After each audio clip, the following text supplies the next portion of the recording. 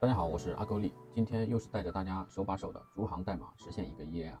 但是和之前实现的这个分享的 EA 啊不同的是，这一次我不会把它上传到这个网盘上啊，所以你们如果是要使用这个 EA 的话，就必须自己手动的去把这些代码去敲一遍。那么我先介绍一下这个策略的具体逻辑。策略使用到两个指标，一个是均线，一个是 ATR。均线的话主要就是用来过滤行情的。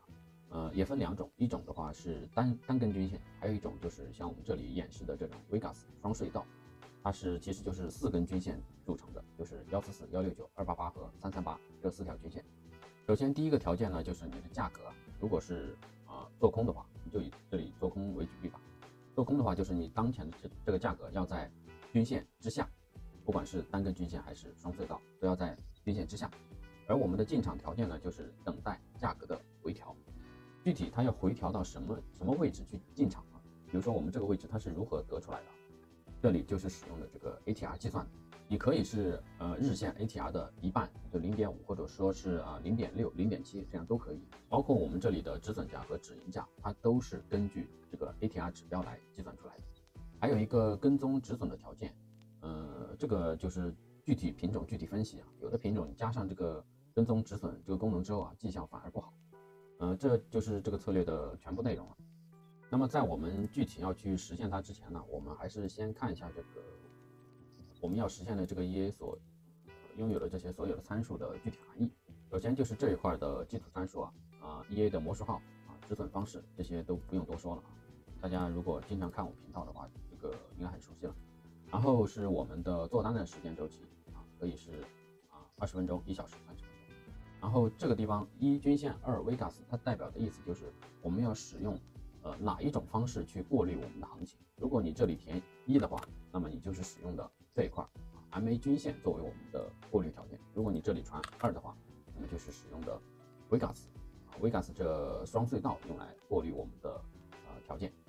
而这两种方式呢，除了都可以配置相应的均线之外，还可以配置一下它们这个时间周期，因为有可能我们是顺着大趋势的，也就是顺着高级别时间周期来做单。下面具体的就是我们回调的这个定义了。我们使用 ATR 作为我们的回调，就是我们的进场条件，可以是0.4一直到我个人建议最高也就是2吧。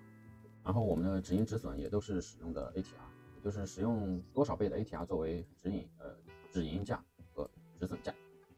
然后就是最后我们的跟踪止损功能，这个我也是给它定义了一个开关就是可用可不用，因为有些品种用上它不一定好然后它有两个参数，一个就是触发跟踪止损的一个系数，也就是你希望进场之后，你的行情、你的盈利至少跑了多少点之后，你才会去做这个跟踪止损的操作。好，这就是全部内容。那么我们还是开始写代码吧。点击菜单栏的 IDE， 然后我们新建一个 EA 文件，我们还是给它取一个名字，说 price back by ATR。我们可以给它放在一个文件夹下。下页完成。这里的话还是老规矩我不喜欢它这个模板的样子稍微更改一下，改成为我习惯的这种方式。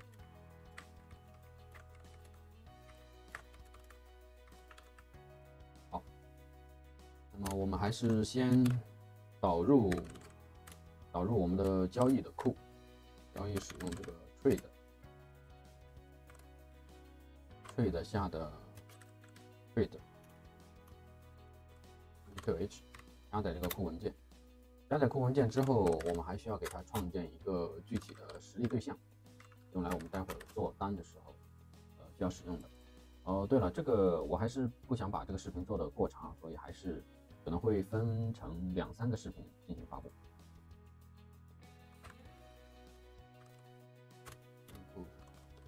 Group 这个基本参数，然后它是有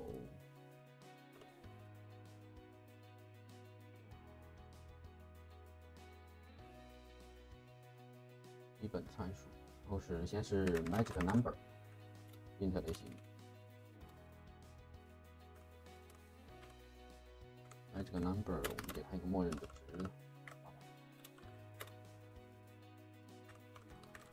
列为一编号。然后是止损方式，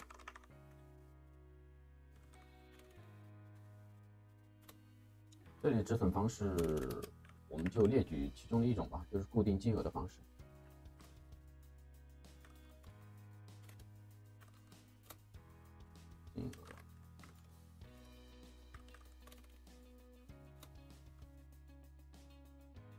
金额的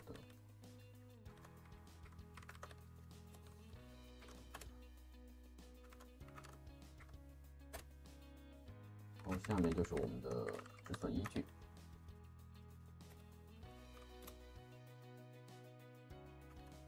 这个就要使用 double 类型，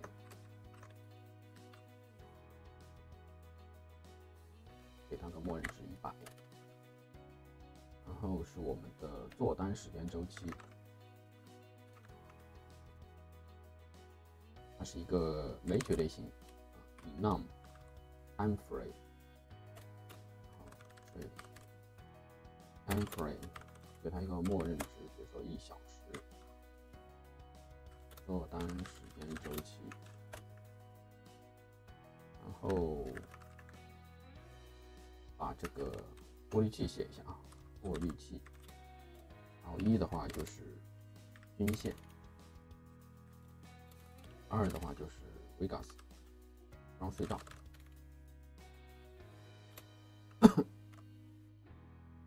这个类型的话就可以使用 int 类型，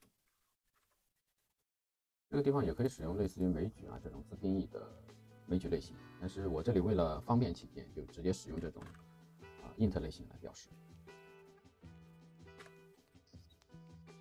默认给它一个1，然后是写一下这个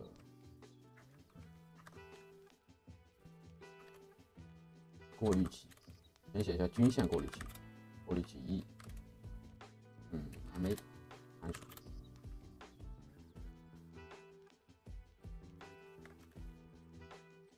均线时间周期，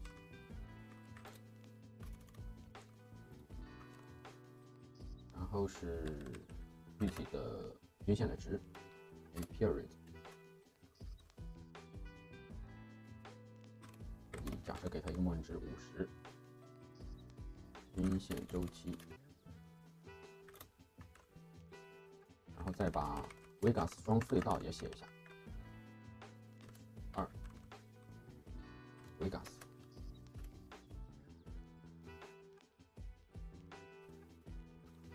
加 Vegas 时间周期 Vegas 均线1周期。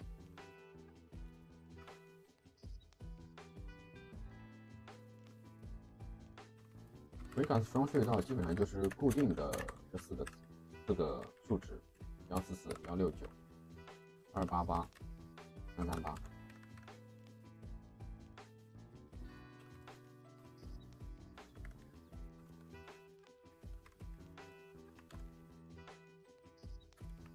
最后还要写一下这个 ATR 的参数。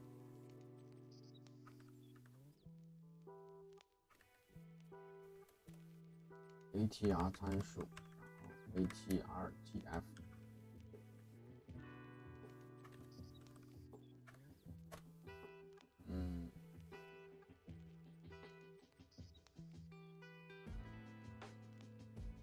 然后是 ATR 的周期 ，ATR theory， 基本上用14吧。我这均线都是举例的啊。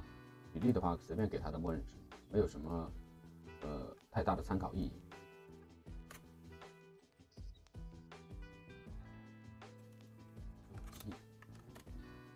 然后就是3个数值啊 ，ATR 的进场系数、止盈系数、止损系数。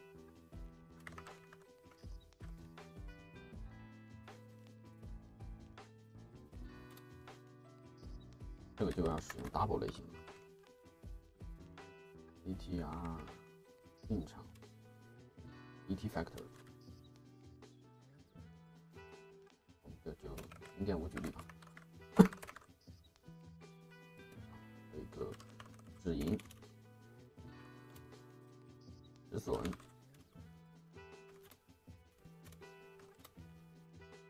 止盈的话就是 TP， 止损就是 SL， 都用 0.5 举例吧。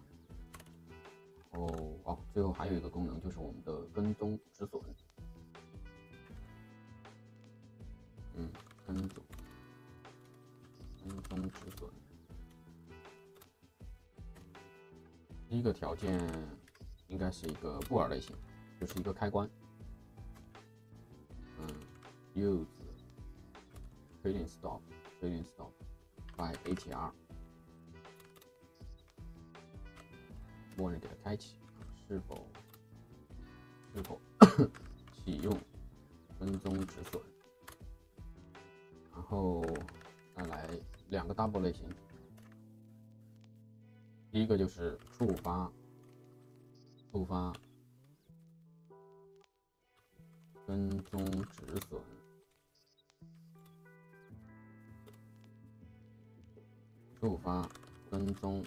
损，ATR 系数，触发。还有一个是跟踪止损 ATR， 发的话就是ESL trailing stop trigger by ATR factor。还有一个是trailing stop by ATR factor， 就这样写吧。我们编一下，还有什么问题？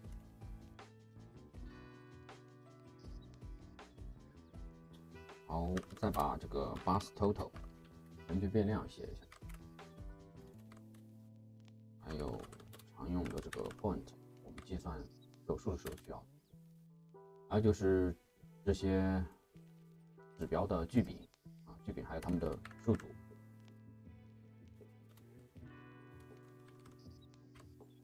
A 的，ATR 的，还有维加斯，还有4个参数。维加斯 A1，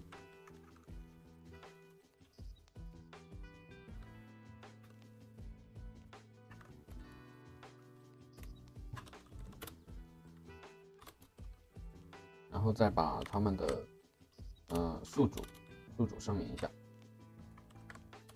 有多少个距饼就要声明多少个数组。R 的，还有就是维加斯1、维加斯2、维加斯3。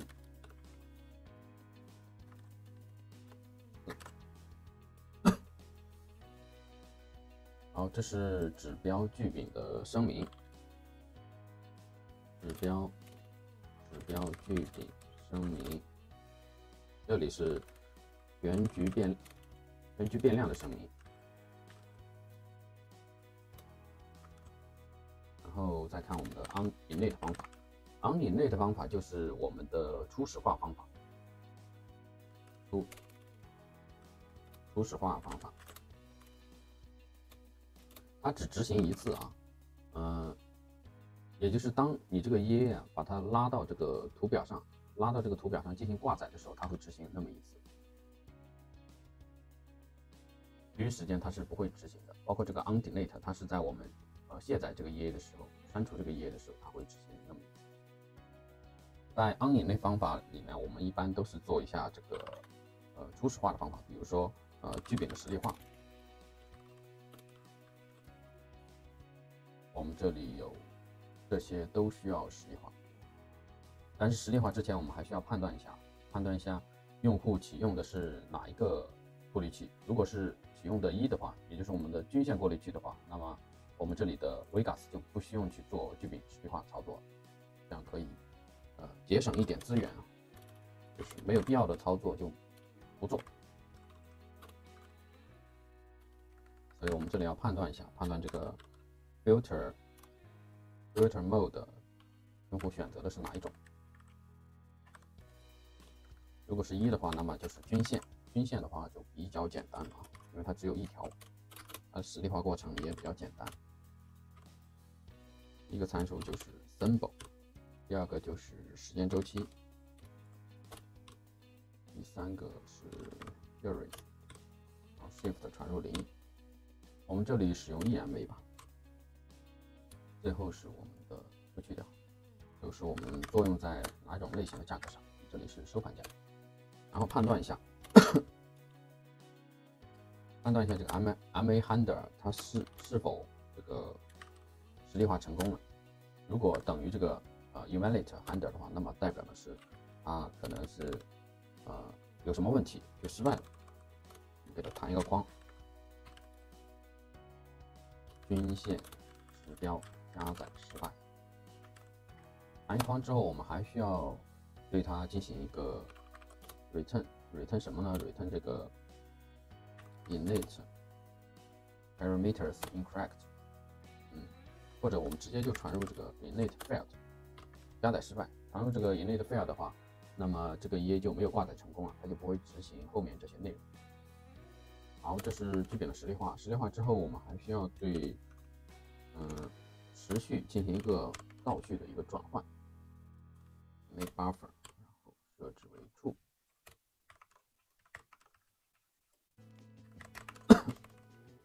这就是我们均线的基本实例化。下面是 Vegas 的，我们把这里规整一下。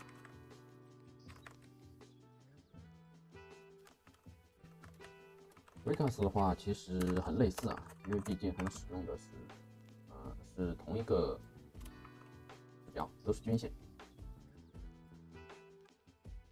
Vegas MA 1 handler 等于这里的就使用的是 Vegas 的 time frame， 然后它使用的是 Vegas 1的这个周期，然后后面都是一样的。这个地方要改一下，我们让它复制3个，是2，这里是3、4，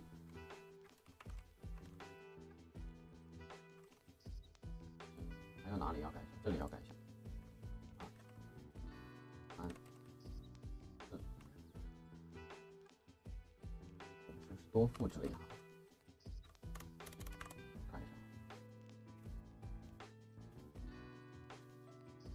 Vegas 1、Vegas 1、Vegas 2，这个要改一下。这里是 Vegas 3，这是 Vegas 4。OK， 应该没什么问题，编译一下，没有问题。还是要把它的这些时序啊，都要进行一个转换。Vegas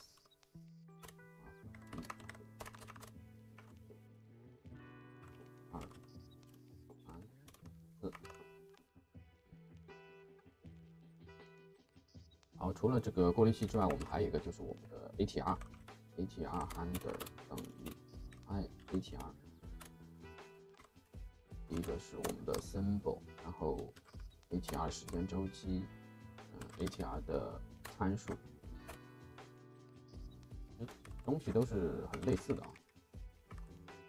判断一下是否加载失败，针对时序进行一个转换，我们编译一下，没有问题。通常来说，我还喜欢在这个位置对于我们的交易的环境进行一个判断。如果它是这个我们的 test 环境，也就是我们的测试环境的话，我希望 cut， 我希望把它那个网格线给它隐藏掉，就是这里的这个线如果它显示出来的话，我们看具体的做单细节就有一些杂乱，所以我喜欢把它去除掉，就可以使用这行代码进行一个去除。chart，什么来着 ？chart show grid 吧，把它设定为 false， 也就是不显示。最后的话，我们还需要把这个 trade 这个对象给它绑定上我们的魔术号，这样的话做单的话它才会把我们的魔术号也带进去。